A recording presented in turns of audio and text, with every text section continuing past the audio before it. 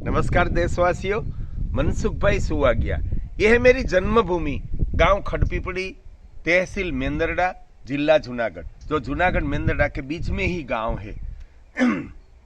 यह हमारी कृषि संस्कृति की एक बात मैं आपके सामने रखना चाहता हूं। जब भारत में कृषि संस्कृति का जन्म हुआ तो सिंचाई पहले नदी में से होती थी, लेकिन नदी से दूर सिंचाई करने की मानव को जब इच्छा जगी तब उसने धरती में कुआं गाढ़ा, जिसको गुजराती में खोदा कहते हैं, और कुएं के ऊपर कोई कोई जगह रेत लगाया और कोई कोई जगह कोस लगाया, जो आज की नई पीढ़ी को तो पता ही नहीं है।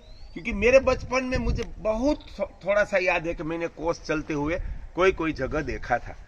तब एक जो चमड़े का या लोहे का कोस रहता था, बेल के साथ उनको जोड़ के कुएं में डाल के पानी कुएं में से सींच कर ऐसे थाले में बाहर आता था।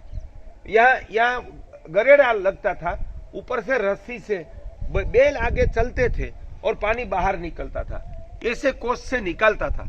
जब किसान कोई कोई जगह मिलकर कुआं बनाते थे तो 2 कोस चल सके, एक ये और एक ये, ऐसी भी कुआं बनाते थे। कोई जगह 4 कोस चल सके, ऐसा भी कुआं बनाते थे।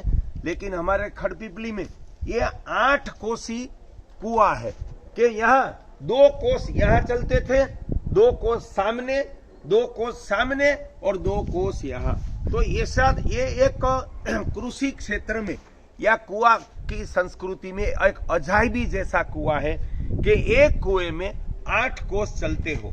हमारे दात्राणा गांव पास में ही वहां 10 कोसी, मेरे पिताश्री लालजी भाई कहते थे कि वहां 10 कोसी कुआं था। तो ये एक अजायबी है। तो ये मेरी जन्मभूमि का एक 8 कोसी कुआं अजायबी है। मेरे पिताजी कहते थे यहाँ एक देसी आम का पेड़ था, उसमें 100 मन तो मान लो 20 क्विंटल आम पकते थे। ऐसी ये मेरी जन्मभूमि रसार धरा है।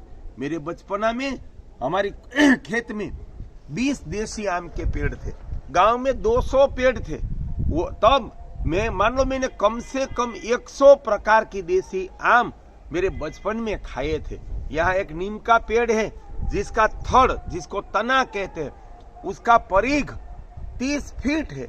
इतनी रसार धरा में मेरा जन्म हुआ है। तो ये वास्तव में जब मैं छोटा था तो एक स्वर्ग जैसी धरती थी। मेरे कर्म संगाती आप सब, पानी, गाय, कृषि से जुड़े सबको आह्वान है कि आप एक बार मेरी जन्मभूमि खड़पीपड़ी का दर्शन करने आइए। मनसुख भाई सुवागिया।